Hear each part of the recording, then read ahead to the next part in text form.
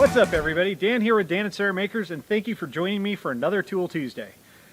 As you can see here, spread out on this nice steel table that was left over at this house before we bought it, I have a Lincoln Electric welding rig. This is a very small portable welding rig. It's the first and only welding unit that I've ever purchased. So let's start out with a couple things. First thing, my relationship with Lincoln Electric. I have none. They did not provide this for me. I am not being sponsored. I bought this with my own money, and I was not persuaded by Lincoln Electric or anyone affiliated with them in any way, shape, or form. Second of all, I am not a welder in any way, shape, or form. I'm not certified. I don't have very much formal education in welding and very little practical welding experience. I took a welding course in college during a slow quarter just to fill it out, and also I felt it would be a good idea to at least have a little bit of a working knowledge about how welding worked, what the process was, what it took to actually make welds if I was going to be a construction superintendent with my construction management degree. So I went and took that course, did a lot of stick welding, got a few welds that passed, you know, the bend test, things like that, did a very, very limited amount of wire feed spool welding, but that was about it. So I can burn a rod, I can lay down some metal, but that was about it. As far as my professional career, I oversaw iron workers as they did iron erection for large steel buildings, where we did a lot of bracing, things like that, structural welding, real thick, in some cases 2-inch plus thick welding, with many passes. So I oversaw a lot of that. And then my last construction superintendent job before I moved out here full-time, I was overseeing a lot of millwrights in a baggage handling system at an airport. And they did a lot of welding on that for the conveyors and supports and struts and things like that in the overhead steel. That is where I came to see this particular welding unit, and I decided to purchase this particular welding unit. Millwrights use this unit specifically. It is a Lincoln Electric MP140 welder. Why did I choose this? Well, I got to see how it worked in person with professionals firsthand. I got to see its capabilities, its capacities, what it could and couldn't do, and I liked its features. I talked to a lot of the millwrights that had used these on previous jobs. They'd also used Miller, similar kinds of welders on other projects, and they weren't too happy with the Millers. They did like the Lincoln Electrics. That was my experience and what led me to purchase this. They do run about $900, so they are not cheap, but as far as welders go, it's a really nice entry-level welder. It's one of the three big names that I'm familiar with. You've got ESAB, Lincoln Electric, Miller, and there are many other smaller brands or less expensive brands out there that probably are just as good, but I'm not as familiar with them. So the thing I really like about this is the portability and the power requirements. Portability, it weighs about 38 pounds. It's basically about the size of a toolbox, so it's very compact, very small. It has a side door here that opens up, and as you can see here, inside I've got the power cord. The power cord has a little knockout on the side, so it goes in there and stores the cord inside. You can also run, I don't do it with the wire feed setup here, but you can run some of your cords inside also down here. There's another knockout down at the bottom right here. So it's compact, it's easy to carry. I usually just coil up my wire feeds and ground, and then just use one of these clips and clip it to the handle. Really nice, easily transportable. It runs off of a normal 110 volt outlet. You do not need 220 power for this particular welder. That's another big thing. A lot of people don't have 220 power easily accessible. You might have to pull the dryer, clothes dryer out and have some funky jury rig pigtail for your welder, or pull out your oven and get to a 50 amp receptacle, or have something specifically wired into your garage or somewhere to get that 220 voltage. 110, you can get it pretty much anywhere in a house or a garage, shop, something like that. These are also rated, per the operator's manual, to be run off of at least a 7,000 watt or 7 kilowatt generator, gas generator. So you can run these, they run off of 60 hertz, one phase, 120 volt. So just the overall utility of this thing, it's really nice. Compact, portable, you can plug it in almost anywhere. I use personally, I've got about a 50-foot 10 gauge cord, extension cord that I use it for, use to power this and supply power to it, just because I like the thought of running a heavier duty cord, a 10 gauge. But like I said, the millwrights that I saw using these, they ran them off of 100-foot 12 gauge extension cords. So it will run off of that. It doesn't draw so much power and so many amps that it actually trips breakers left and right. So that's really nice. Pretty much any of its different features, it has a 60% duty cycle rating. So that basically means 60% of the time you can be welding, and then the other 40% of the time it needs to cool down. So a lot of welders have that. Some of the big commercial welders have 100% duty cycle rating. This is 60%.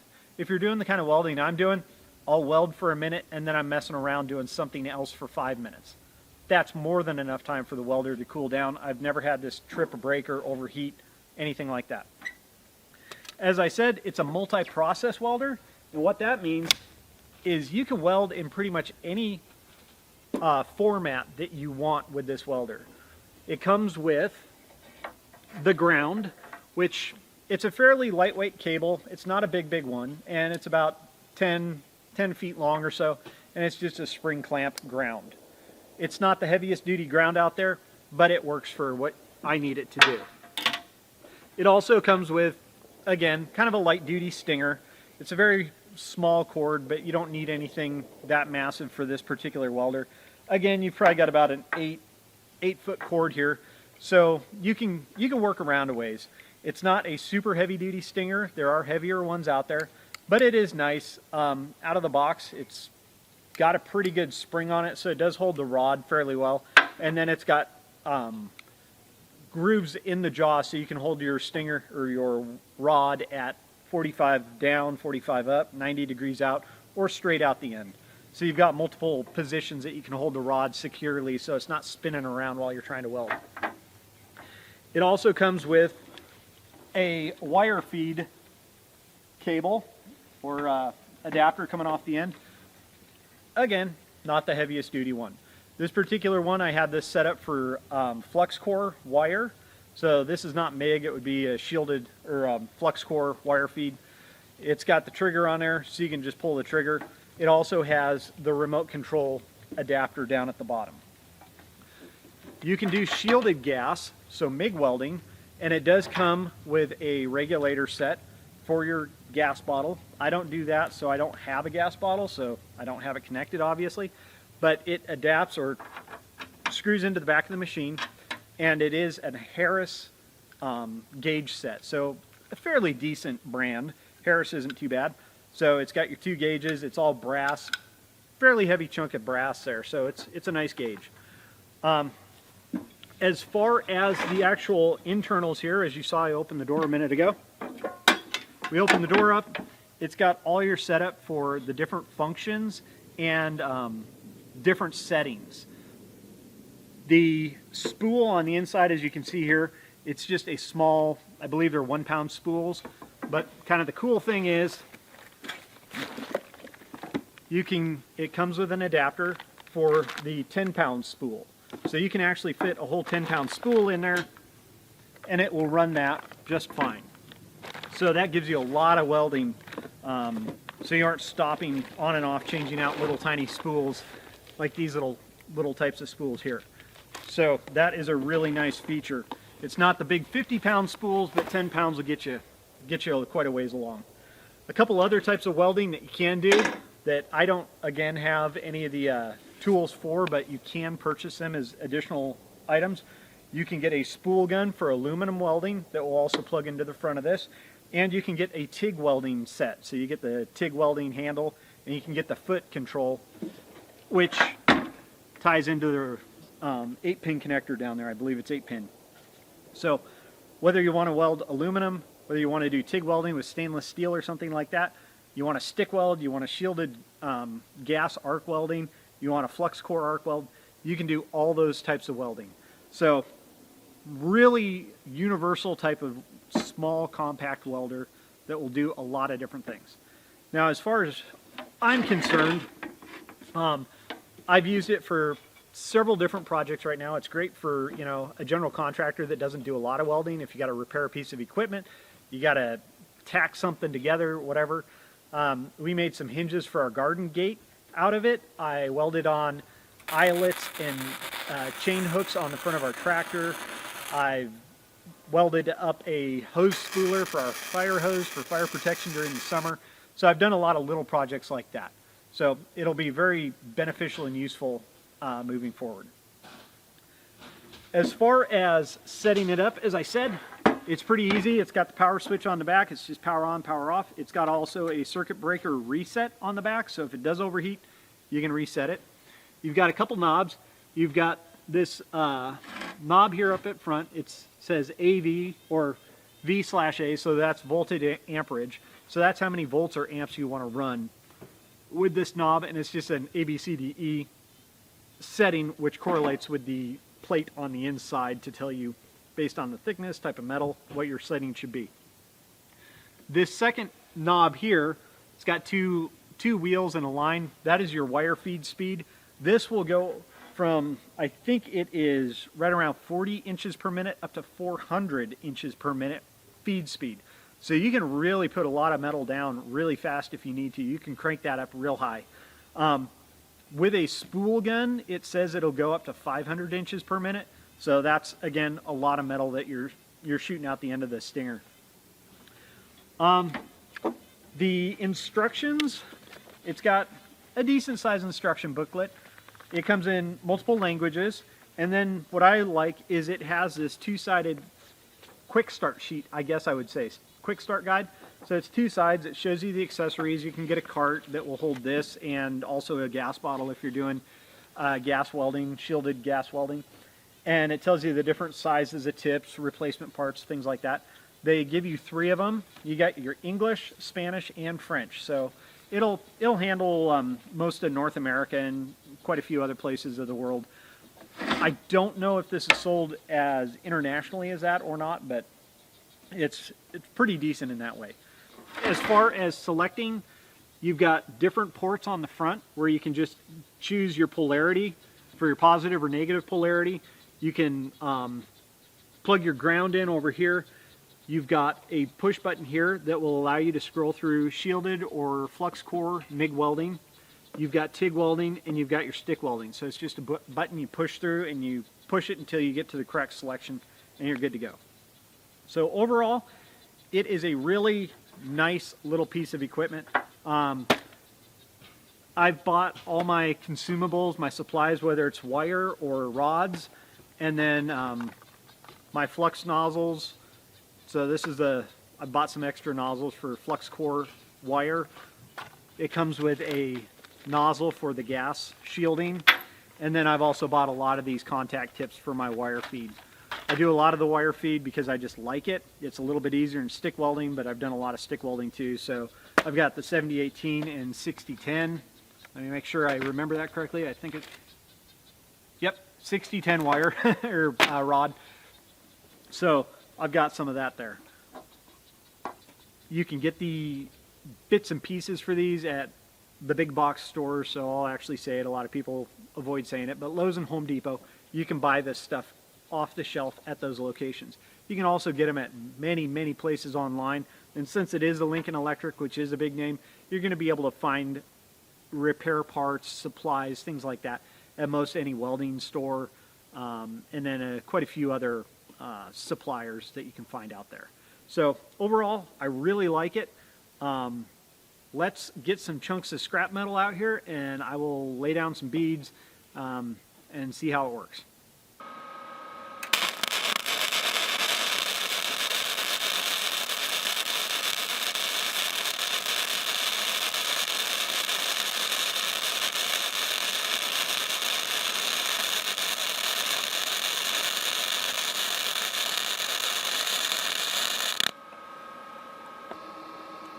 So we'll preface this right off the bat. I'll remind you again, I'm not a welder. This is the flux core wire feed. I just laid down a bead here. I've got, you know, a little pit there. I've got some pits here. I've got some BBs that are on the surface. So might have been a little bit too hot with the BB spatter on there. And then I'm not sure on the little bits of, I guess that would be porosity if I was going too fast or I had an inclusion of something. But it lays down a pretty nice bead. This is the web of this steel, the top flange of this C-channel. It's probably a good 1/4 inch thick or more, and it was starting to heat up the paint on the back side. So it definitely had enough heat to penetrate through and start heating it up.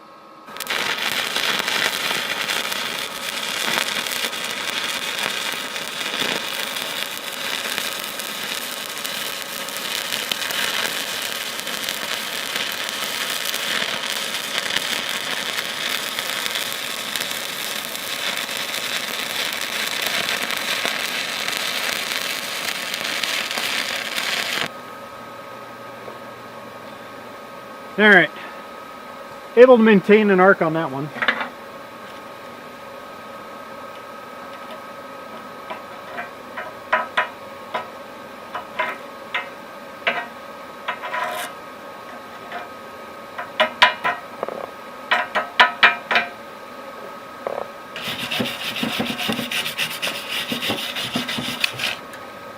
So I've always had trouble with the 60-10 rod.